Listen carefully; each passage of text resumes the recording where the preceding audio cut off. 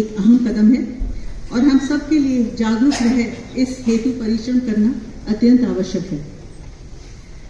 And now, for the closing remarks on the session, may I invite our very eloquent and erudite Dean University Instruction, Professor Rumina.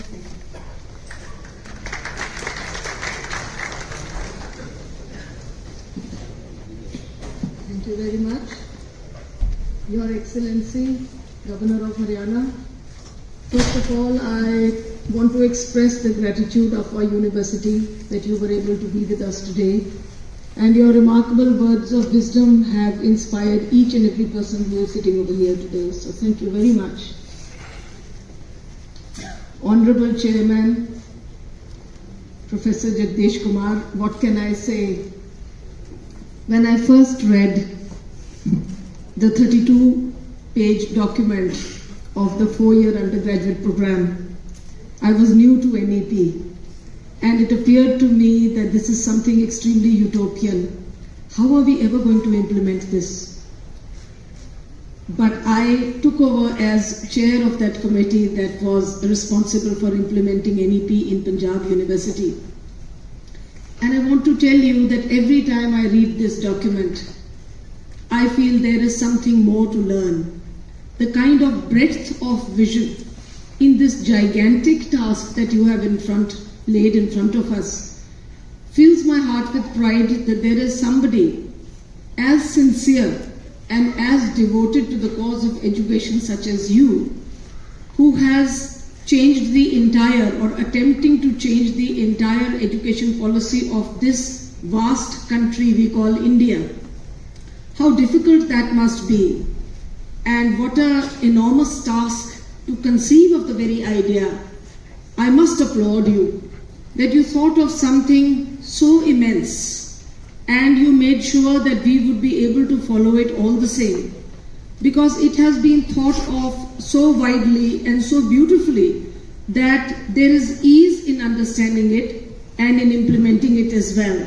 So any anxiety that anybody must have had about the implementation process, I want to put everybody at ease to understand that this kind of interdisciplinarity and multidisciplinarity and the breadth of approach that lies in this education policy is not something that we have to fear about, but it is something that will take time, and it is something that will stay in our minds and hearts and ethos for a very, very long time indeed. In fact, I'm thinking about ancient universities and the manner in which this particular education policy has to be applauded for its inclusivity. What strikes me at the heart of this policy is the manner in which it has brought everybody together, not just people who want to study different disciplines as varied as quantum mechanics or music, but also every level of human being. All our students, no matter which class or caste they might belong to, are included in this enterprise.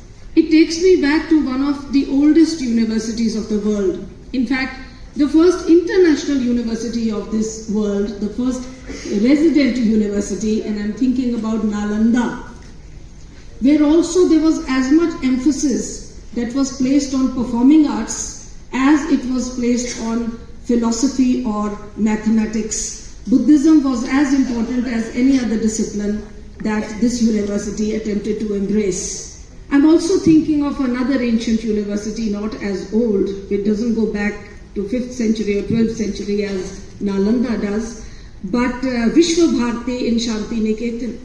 These were universities which inculcated what we can perhaps call Vidya Bhavna.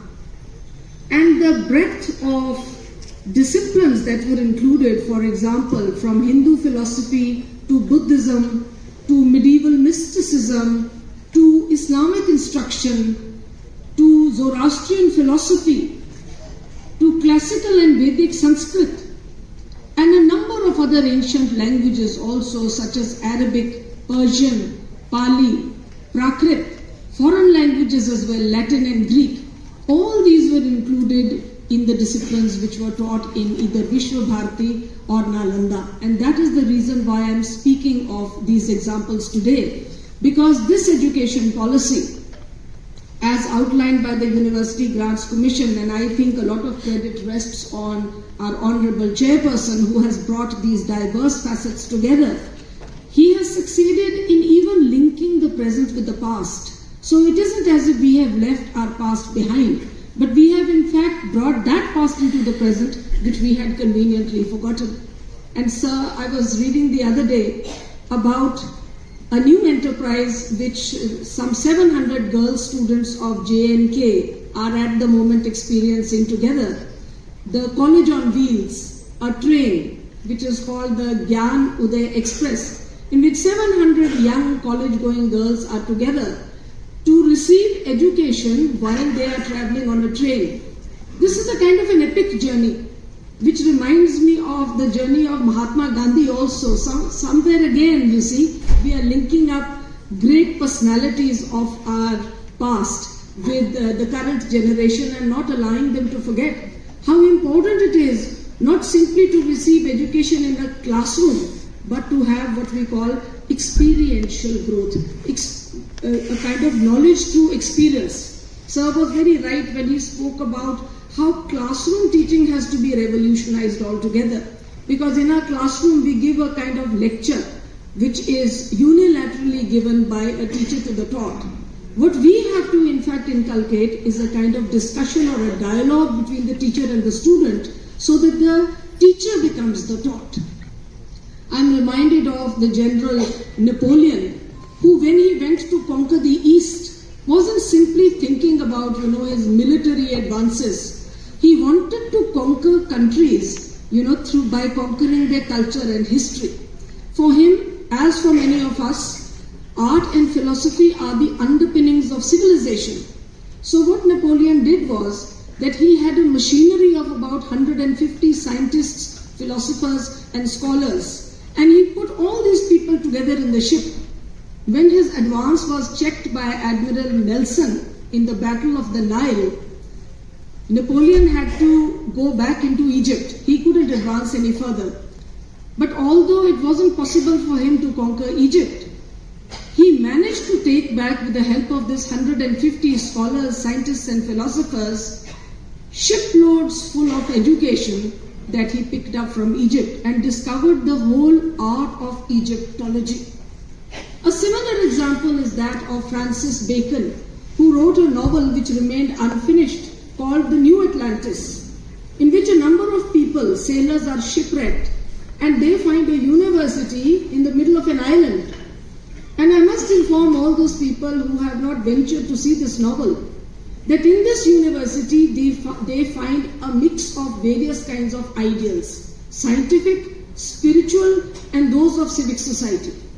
Ladies and gentlemen, I am taking you back to these examples in order to tell you that the new education policy or the National Education Policy 2020 in certain ways is a kind of conglomeration of all these things, where not just music and physics or management and engineering, but also so many other disciplines such as humanities and sciences are brought together, and they will finally enable us to have a university without walls. My gratitude to our Vice Chancellor, who is the first woman Vice Chancellor of Punjab University.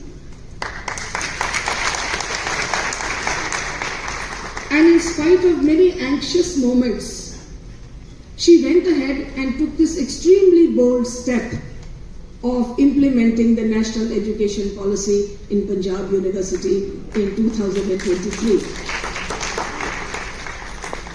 I am grateful to the Vice Chancellor of the Central University of Haryana, Professor Tokeshwar Kumar, as much as I am grateful to all the dignitaries who are gathered today, and I very much hope that these 2 days will be an extremely enriching experience for everybody here.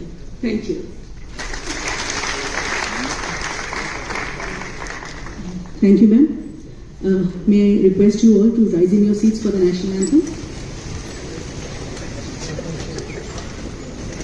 जनगण मन अधिनायक जय हे भारत भाग्य विधाता पंजाब सिंध गुजरात मराठा द्राविड उत्कल उत्कलगङ्गा विन्ध्य हिमाचल यमुना गङ्गा उच्चल जलधितरङ्गा तव शुभ नामे जागे तव शुभ आशीष मागे गाहे तव जय गाथा जन गण मंगलदायक जय हे भारत भाग्य विधाता जय हे जय हे जय हे जय जय जय जय हे